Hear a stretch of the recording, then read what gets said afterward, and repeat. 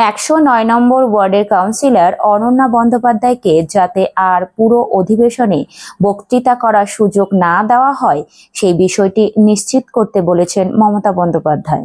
পুরসভার বাজেট বিতর্কে অংশ নিয়ে তৃণমূল কাউন্সিলর অনন্যা বন্দ্যোপাধ্যায় যৌনগ্রন্থি মন্তব্য করায় ক্ষুব্ধ মুখ্যমন্ত্রী মমতা বন্দ্যোপাধ্যায়। কলকাতা পুরসভার সূত্রের খবর, বিষয়টি মুখ্যমন্ত্রীর নজরে আসার পর এ বিষয়ে তিনি কঠোর পদক্ষেপ করতে নির্দেশ দিয়েছেন ফিরহাদ হাকিমকে। 109 নম্বর ওয়ার্ডের কাউন্সিলর অনন্যা যাতে আর পুরসভা অধিবেশনে বক্তৃতা করার সুযোগ না পায় সেই বিষয়টি নিশ্চিত করতে বলেছেন মুখ্যমন্ত্রী। সোমবার কলকাতা পুরসভার বাজেট বিতর্কে অংশ নিয়ে অনন্যা একটি বিতর্কিত মন্তব্য করেন। সন্ধ্যায় দলীয় কাউন্সিলরের ওই মন্তব্যের কথা জানতে পারেন তৃণমূলের সর্বোচ্চ নেত্রী মমতা। সঙ্গে সঙ্গেই তিনি ফোন করেন মেয়রকে। সূত্রের খবর, ভর্ৎসনা করে মুখ্যমন্ত্রী অনন্যার বিরুদ্ধে ব্যবস্থা নেওয়ার নির্দেশ দেন মেয়রকে। তারপরেই নিজের এক্স হ্যান্ডেলে এই বিষয়ে মেয়র ফিরহাদ লেখেন, আজ পুরসভায় বাজেট বক্তৃতায় পুরো প্রতিনিধি অনন্যা বন্দ্যোপাধ্যায়ের কিছু মন্তব্য সমাজের এক সম্প্রদায়ের মানুষকে আঘাত করেছে।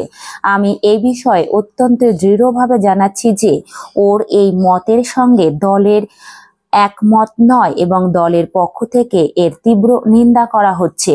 ওর কাছে তৃণমূল কংগ্রেসের পুরো দলের পক্ষ থেকে এই বক্তব্যের জবাবদিহি চাওয়া হয়েছে। সোমবার বিতর্কিত মন্তব্যের পরে মঙ্গলবার অধিবেশনে যোগ দেননি অনন্যা। পুরসভা সূত্রের খবর, মুখ্যমন্ত্রীর নির্দেশের পর মেয়রের দপ্তর থেকে ফোন করে অনন্যাকে বাজেট অধিবেশনে না আসার নির্দেশ পাঠানো হয়।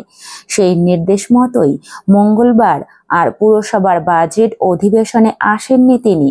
যদিও প্রথমে মেয়রের এক্স হ্যান্ডেলের মন্তব্যকে তত গুরুত্ব দিতে চাননি অনন্যা। অভিনেত্রী কাউন্সিলর বলেছিলেন, সমাজ মাধ্যমে মেয়র কি লিখেছেন দেখেছি, জবাব দেওয়ার কি আছে আমি জানি না। আমি যা বলার প্রকাশ্যেই বলেছি, তবুও ভেবে দেখব। তিনি আরো বলেছিলেন, আমার বাক স্বাধীনতা আছে, দলের কোনো মতামত থাকতেই পারে। আমি কোনো অন্যায় করিনি। যে কথা নিয়ে বিতর্ক তা বলার আগে বলেও ছিলাম, এটা রূপক মাত্র, কাউকে আঘাত করার জন্য নয়। তবে মেয়রের দপ্তর থেকে ফোন পাওয়ার পর অনন্যা দলের নেত্রীর মনোভাবের কথা জানতে পেরেছেন। তাই ওই বিতর্কিত মন্তব্য প্রসঙ্গে প্রকাশ্যে আর কোনো বক্তব্য পেশ করেননি অনন্যা। তবে তৃণমূলের একটি সূত্রে জানা যাচ্ছে, কাউন্সিলর হওয়ার পাশাপাশি বিভিন্ন চ্যানেলে দলের মুখপাত্র হিসাবে অংশ নিতেন অনন্যা। তার বক্তব্যে খ্রিস্টান ধর্মাবলম্বীদের ভাবাবেগ আহত হয়েছে। এই কারণে তাকে চ্যানেলে যাওয়ার দায়িত্ব থেকে অব্যাহতি দেওয়া হতে পারে।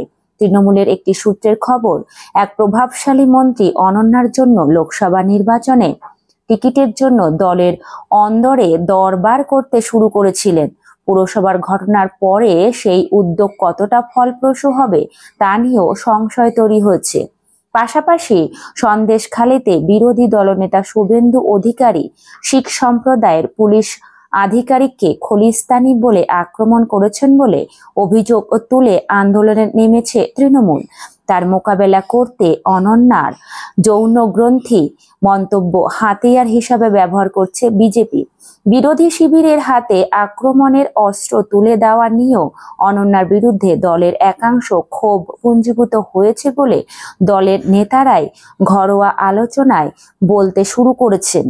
প্রসঙ্গত, গত সোমবার বাজেট বিতর্কে অংশ নিয়ে পশ্চিমী সংস্কৃতিতে ফাদার এবং নানদের সম্পর্ক নিয়ে নানা গল্পের কথা উল্লেখ করেন অনন্যা। এরপরে একটি গল্পও শোনান। সেই যৌনগ্রন্থি গল্পে বাইবেলের 112 নম্বর অধ্যায়ে গভীরে যাও, আরো গভীরে যাও বাণী রয়েছে বলে জানিয়েছিলেন ওই কাউন্সিলর। সেই সময়েই প্রতিবাদ ওঠে বিজেপির তরফে। 50 নম্বর ওয়ার্ডের বিজেপি কাউন্সিলর সজল ঘোষ এবং 23 নম্বর ওয়ার্ডের বিজেপি কাউন্সিলর বিজয় ওঝা অনন্যার মন্তব্যের প্রতিবাদ করেন। ঘটনাচক্রে 63 নম্বর ওয়ার্ডের তৃণমূল কাউন্সিলর সুস্মিতা ভট্টাচার্যের সঙ্গে অনন্যার বাদানুবাদ হয়। সুস্মিতা বলেন, ফাদার নানের সম্পর্কে সেক্স শব্দটি উচ্চারণ করে অত্যন্ত ঘৃণ্য কাজ করেছেন অনন্যা বন্দ্যোপাধ্যায়।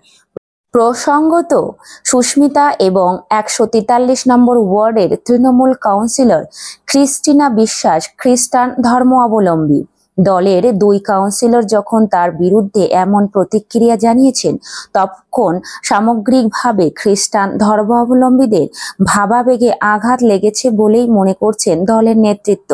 মনে করছেন স্বয়ং মুখ্যমন্ত্রীও। তাই অনন্যার বিরুদ্ধে ব্যবস্থা নেওয়ার সিদ্ধান্ত যুক্তিযুক্ত বলেই দলের অন্দরে মনে করা হচ্ছে।